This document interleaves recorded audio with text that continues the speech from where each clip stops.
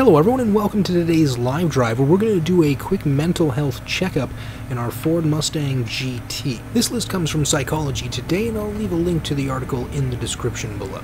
So tighten those seatbelts because we're going to go through 10 different factors you can check up on to see how well your mental health is doing.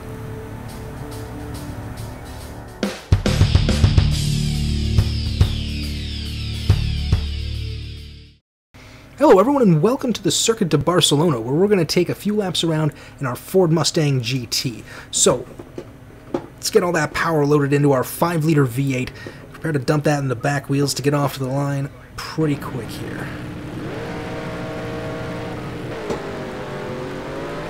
Alright, easy on that throttle.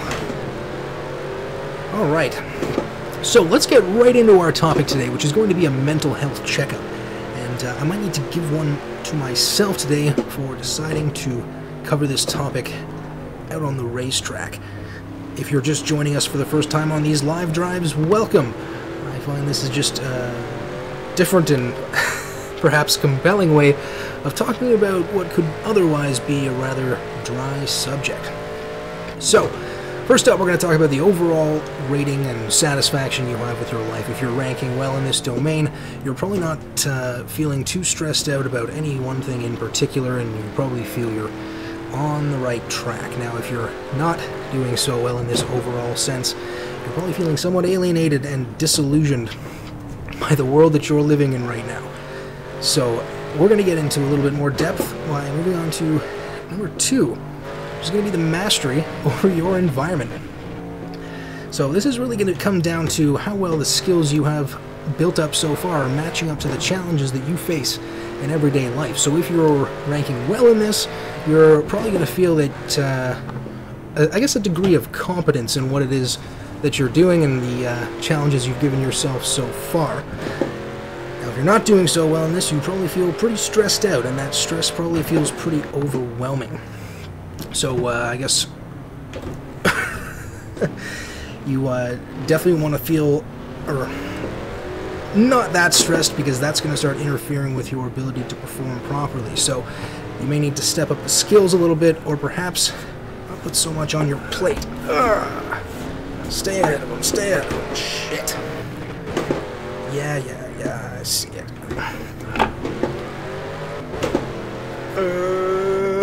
Inside line. Alright. Next up is going to be your emotional health.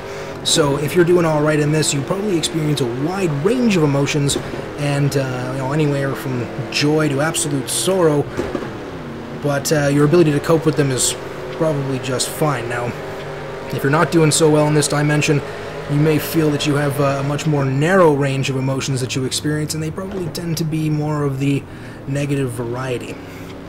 So, if your emotional health isn't doing so well, that could be one of the reasons why you're not feeling the most mentally healthy. So you definitely want to get yourself an emotional checkup, which I know is not really something we talk too much about in today's society, but it's definitely something I want to feature a little bit more of here on the channel.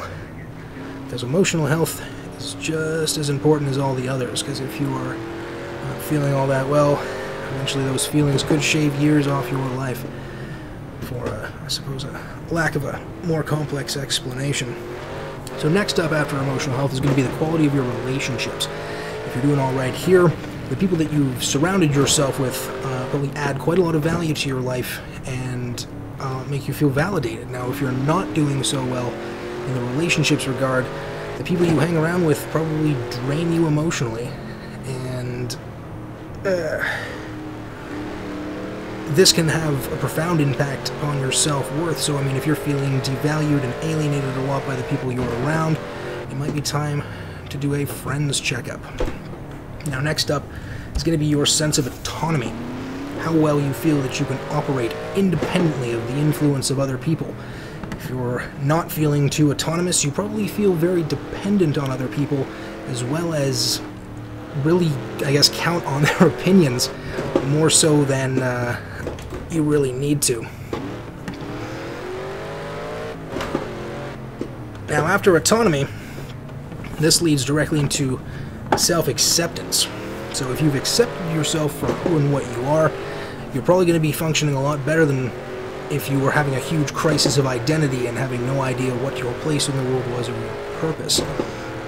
Now, if, again, you're not too self-accepting, you may need to take a look inside and really establish a sense of identity, because I know in today's day and age there's a lot more of this identify as, and this transient sense of identity probably contributes a lot to, you know, questions of meaning.